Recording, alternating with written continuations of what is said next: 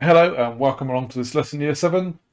So our do now task is going to be Outbreak. So if you go onto Google and search for Outbreak Cyber Games UK, you'll have 5 minutes to have a go at that. Pause the video, and when you're ready to carry on, hit play.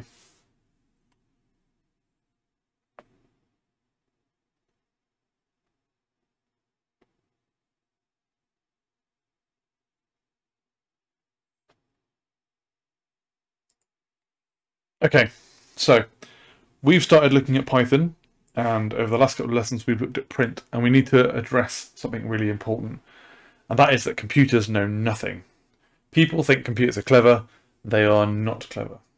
Unfortunately, all computers do is exactly what they're told. They're just following instructions. So if a computer does something that looks clever, behind that there's a programmer that made it look clever. There's a programmer that gave it the instructions, the algorithm that made it look clever. Okay, now you guys, when we're doing some Python, you are programmers, you are making the algorithms, and you've got to make sure you tell the computer exactly what you want it to do. So with that in mind, we're going to build on something that we looked at in year 6, which is variables. Now you may remember last year we made a cat and mouse game. So the dinosaur chased around the screen, it moved around the screen. You could control Scratch or a character of your own making, and you had to try and dodge out the way. And the longer you could dodge out the way, the higher your score would go. And this is our variable. Okay, because a variable is a value that's stored but can also be changed. It can be manipulated during the game. So here we used a variable to keep track of our score. Now Python uses variables too. Scratch uses variables, so does Python. They look a little bit different. So here we've got our Python variable. So it's made up of 3 elements. We've got the name of the variable. So in this case, it's score. We've got this equals sign that is called an assignment operator. And then we've got the value, which I've got as 9 here. So you've got the name of the variable, the assignment operator, and the value of the variable, which is 9. Now, the assignment operator is called that because it assigns the value. It assigns this value to the name of the variable. So score is assigned the value 9. Okay, so if we're using proper programming language, we shouldn't call this an equal sign. We should call it an assignment operator. Here you can see on the right hand side, we've got idle, where we've got somebody's made my variable score, assignment operator 9, and then we've printed the score. What I'd like you to do now is I'd like you to either load up idle and remember go file, new file, and have a go at writing this code. See if you can get it to run, see what it does.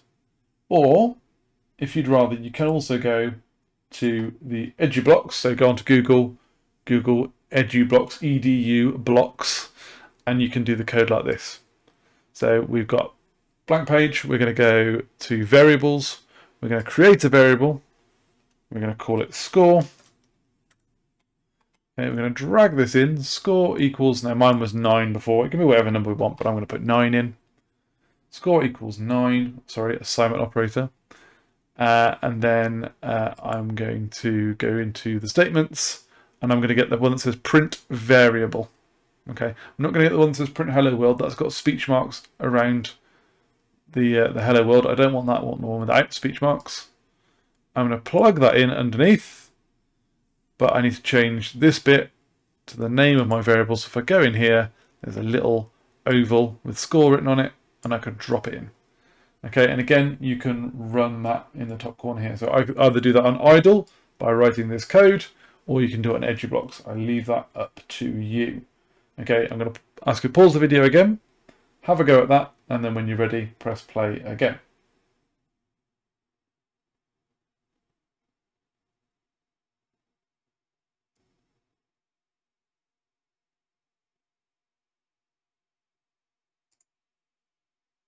Okay, hopefully you've had a go at that, and hopefully you've seen that it will print 9 or whatever value you gave to the variable. So 9 was the one I gave, and so when I printed the score, when I printed the variable score, it gave me the value. It didn't print the word score, We didn't want that. We wanted to know what the value was. So it printed 9. And you'll find if you change the number that's stored in the variable, it will change what's printed when you run the program. Okay, brilliant. So let's get a little bit more understanding on these variables then. Let's get a bit more understanding on how they work. So you can think of a variable a bit like a box. It's somewhere in your code you can store a value. You can put a value in the box and it will keep it there safe for you. So you can see here I've got 3 boxes. They represent variables. And I can put the value Bob in it, I can put the value true in it, I can put the value 35 in it, I can put whatever I want in that box and it'll save it so I can use it later. Okay, if I don't put it in a variable, that information is lost when I carry on with my program. So here you can see some examples. We've got the one that we saw before, score, assignment operator 43. Here we've got an interesting one, player underscore name. So if you think of like a game where you've got to put like your name in, when you type your name in, the computer doesn't forget that. It stores it, and it stores it as a variable so it can use it later. So when you get on the high score list, your name appears. Now, you'll notice maybe that I've got an underscore here, and that underscore is so I haven't got a space. You're not allowed spaces in variable names. We've got door, assignment operator open, and we've got answer yes. There is a list of words that you're not allowed to use as variable names. I know I said it could be anything, but it can be almost anything.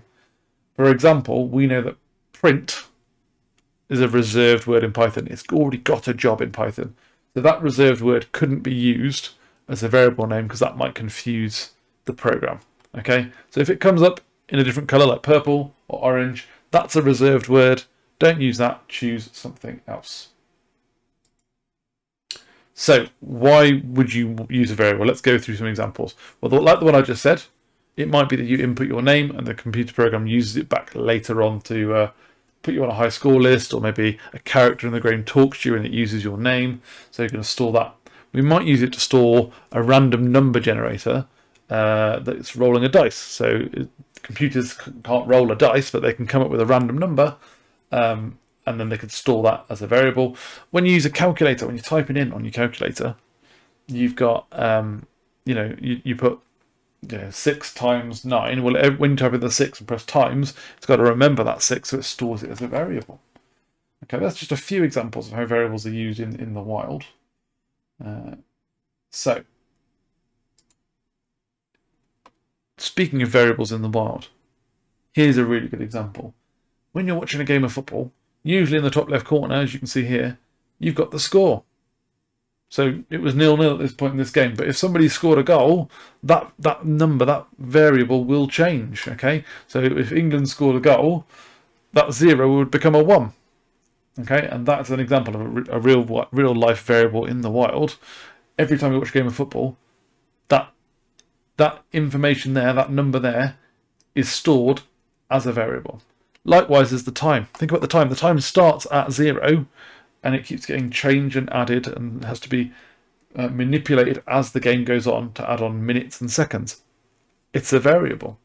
So that's a really good real-world example of where you see it all the time. A really important part of variables, like I just talked about with a football score. When you have a variable, it can change. So if you think about some code, if we go from top to bottom like Python does, score is equal to 30 at this point. So when I make score, assignment operator 30, the value is 30. If I then wrote score, assignment operator 31, it would then be 31, and I could change the score again to be 32, and it would be 32. So you can change it during your program. An even better way to do it, though, is something like this. So I can say, right, score is assign the value 30. So it's 30 at this point in my code. But then if I say score, assign the value score plus 1, what I'm saying is, right, well, this score goes back and looks what the value of score was. Well, it was 30. So it substitutes 30 in here and then adds 1.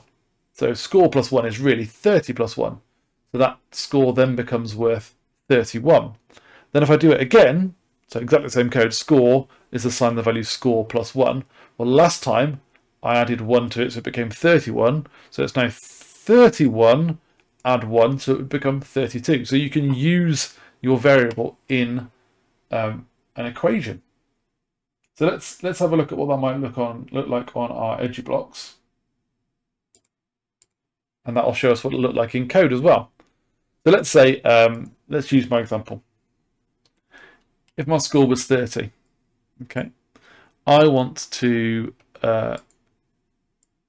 change my variable, and I'm going to go into maths, and I'm going to get the true plus true. I'm going to slide that in there, and then I'm going to go back to variables, and I'm going to get the score oval, and that's going to go in there. So oops, that didn't quite work out how I wanted. Let's try again. There we go. So now I've got score is assign the value score plus 1. So what do you think is going to happen now when I run this code? What's it going to print? What's score going to be worth? It starts at 30. Then we've got score is assign the value score plus 1. So hopefully you have predicted that it's going to give me 31. Okay, brilliant. And obviously I could do it again. So we've got this block. Well, let's duplicate it. I want to do the same again. I just right click, duplicate it.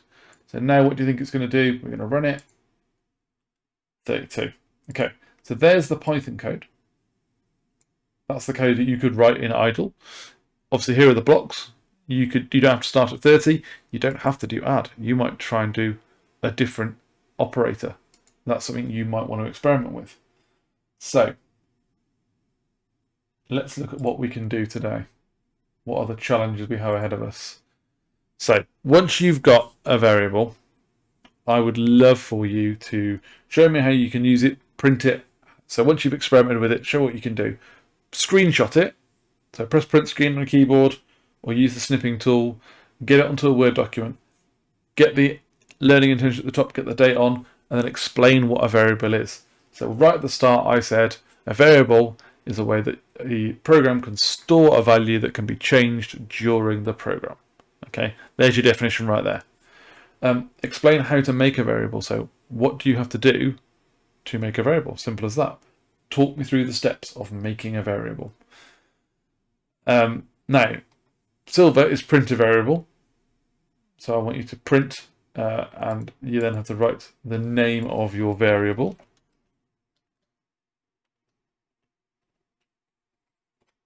And I'd like you to change the value of the variable. So you've got that if you follow the instructions I've just given. The examples we've just given, you've printed a variable, so and then you've changed a variable where it's score plus score assigned score plus 1. That's changing the value of the variable during the program. The gold is combine and add variables to make a new variable. So if you had 2 variables, could you use them both in a calculation? Okay, that's what I want you to explore. And finally, I want you to look at saving an input as a variable. And this is a research task. So if you get onto this one, what I want you to do is I want you to actually go and research how you would do it. I'm not going to tell you. That would be too easy. I want you to go online. I want you to find out how you do it. Okay, so our vocab for today is obviously Python, data, structure, variable being a big one, and assignment operator and value. Remember, the 3 parts of your assignment operator are the name, the assignment operator, and the value. Right. Best of luck, guys.